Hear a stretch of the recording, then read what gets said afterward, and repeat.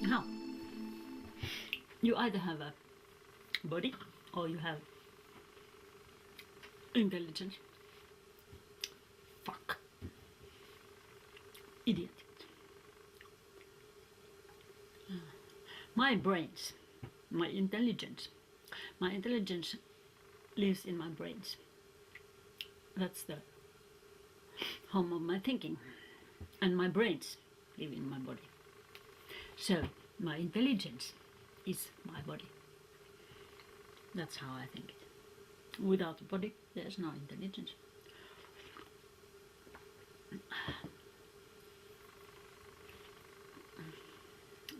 Yes. In life there are people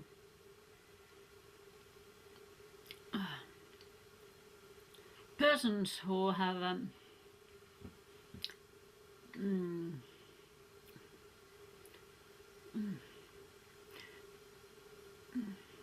I don't know if they choose or if the choice is somehow inbuilt.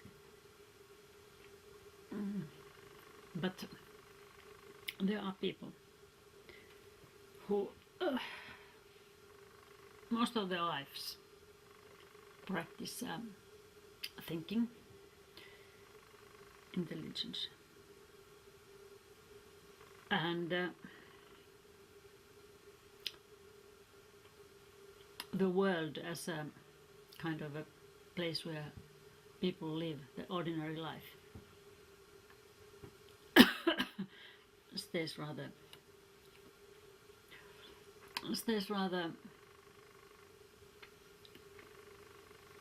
distant. Maybe I'm one of them too, in a way. Yes, I think I have, after all, spent 20 years here in solitary confinement in this house.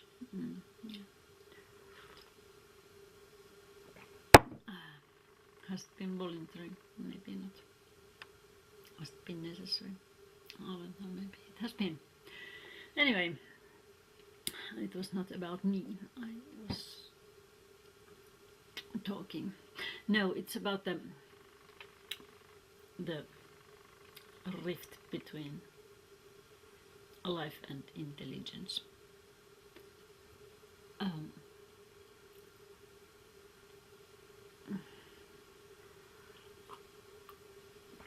And this is also about cinema, about the I have this wonderful idea for cinema, this Chambers of Soul, that tells about a young man, an intellectual young man who is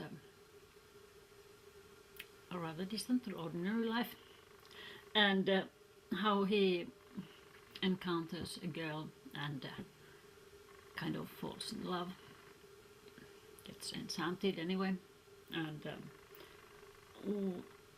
about something that happens in his brain. I've always thought that everything is possible to explain with chemistry and physics. I mean thinking and feelings and everything that happens in our brain. Someday it will all be plain physics and chemistry, electromagnetic behavior. But that's not fascinating, no. The fascinating thing about brains and their functions is just the opposite, the imagination, the kind of what it creates, how it creates these visions and connections and everything that happens, thoughts. Like this young man, he gets his mother has been murdered, and when he was a 5-year-old kid, and maybe that has been partly the reason he has avoided normal life, the ordinary, and stayed in his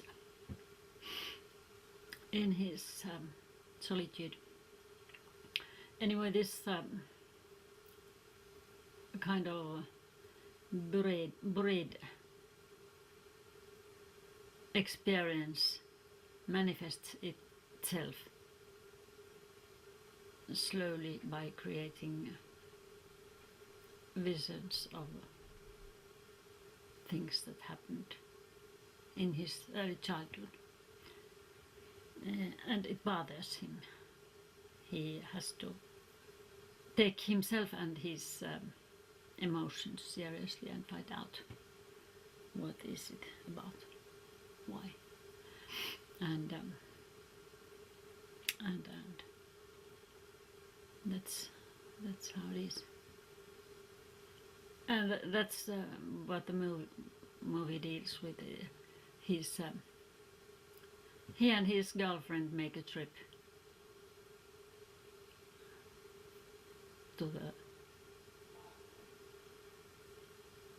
year when he was 5, when they lived in a town where this all happened, where his mother met the man who killed her later, and whether it was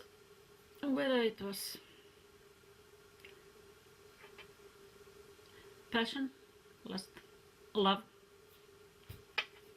Who can tell? Who can define these feelings? No one. But they got to know the facts, and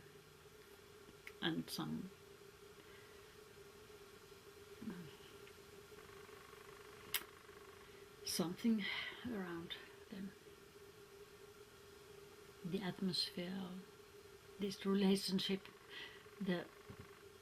what kind of people they were. At least something, yes. A week ago, on my Tumblr, on blog, I ran across a movie poster of a film that was still under making. And there was only the poster and the mention of the book it was based on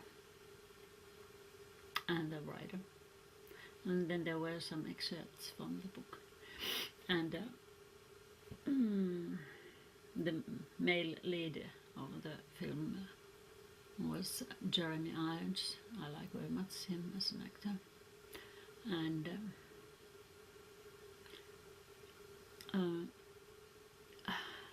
then I tagged the name of the book, and then I tagged the author, and then I ordered the book, and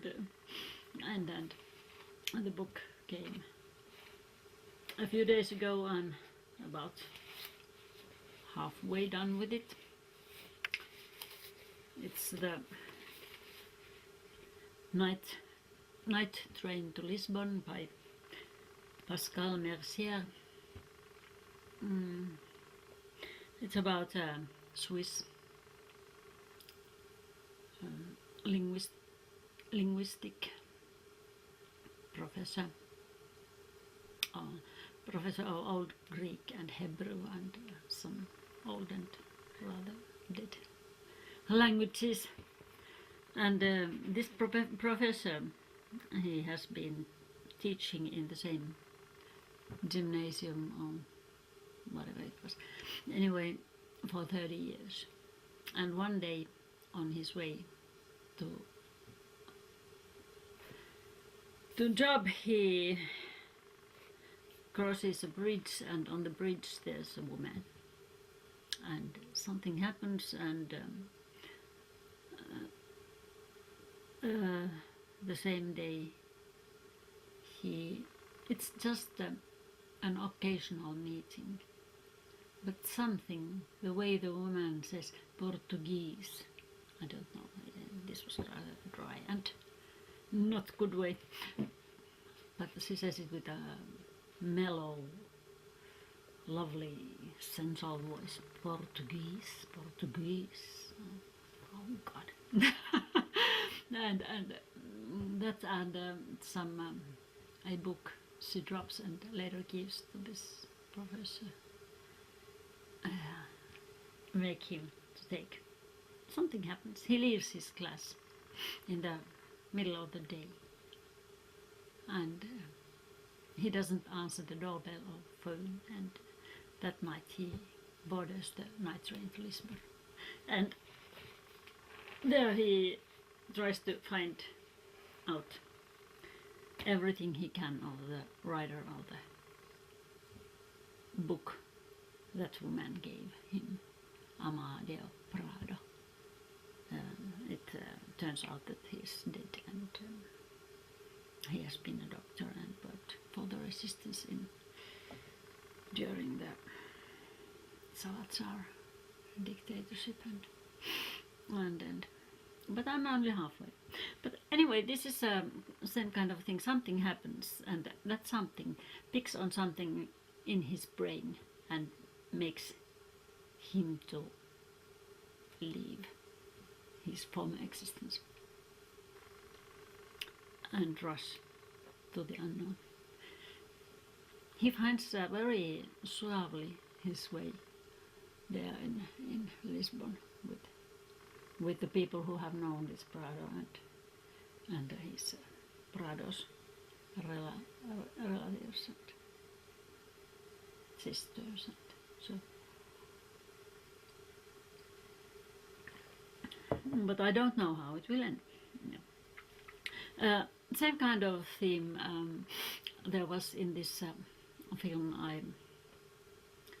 I first fell in love with. I think it was the first film I saw more than 5 times. It was Lisbon and Conversation Piece. It's funny that I would like such a film, because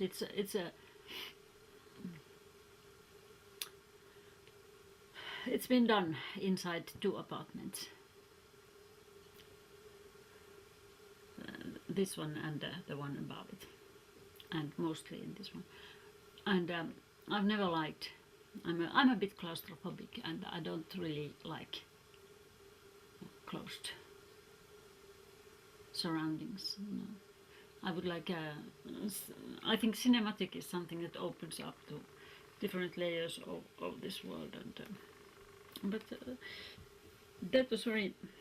It had so many nuances, and the lodgings of the professor, played by Burt Lancaster, that was so full of different people and layers of time and thinking, and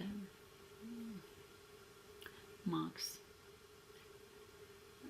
intelligent references to things that. Yes, it was a very enjoyable experience,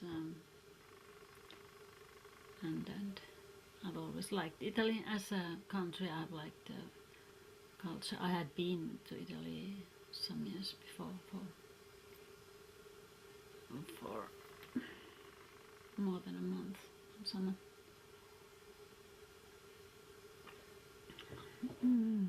Yes, well.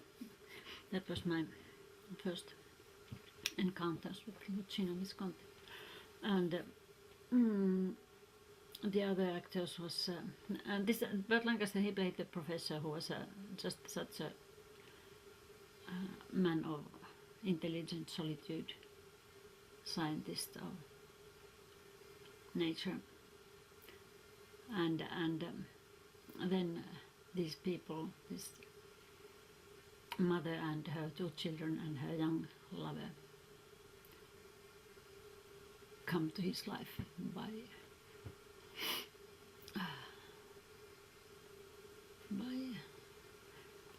well, in a way, a coincidence. They just want to rent the upstairs apartment, and the mother is played by Silvia Mangano with wonderful airs. Yes, and the young lover is played by Helmut Berger. Jesus, I liked him too. Yeah, he had a very very refined way to express. He was also in the Ficcicontini, Garden of Ficcicontini by Vittorio De Sica, where it's one of the most enchanting movies I've ever seen. Yes. Anyway, this professor is kind of Snow White awakened from his lethargy by this family, especially the young man who has been lady's little lapdog for some time after being a rebellion of 68. The professor is an old man, and in his dreams there come pictures of his mother and of the life when he was a child, I suppose. And in a way I think he envies that young man. He also falls in love with him. It's I found it even then very interesting the way Visconti entwines the feelings and the very sensual and even erotic aspects of this young man. He's oozing sensual erotic. And the professor, he doesn't pinch his nose and say, "Oh dear me." No. He's quite enchanted, yes. And but in the end it's all too late for him, the young man. This wonderful young man is killed. Or did he kill himself? No, it's a bit open question. It's in his mind he thinks that they killed him, somebody. Some people who mocked him before put his head in the oven and let him die. Murder. But he can't help it. He's confined to his bed and with some heart trouble, I seem to remember in the end.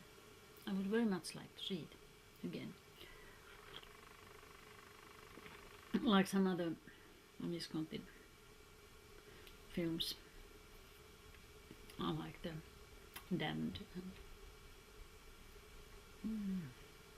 I did watch the Death in Venice. It's on YouTube. Somehow it's the hunger for life, concrete, flesh and blood life, that triggers these things in our brain. Scholastic life doesn't need such triggers.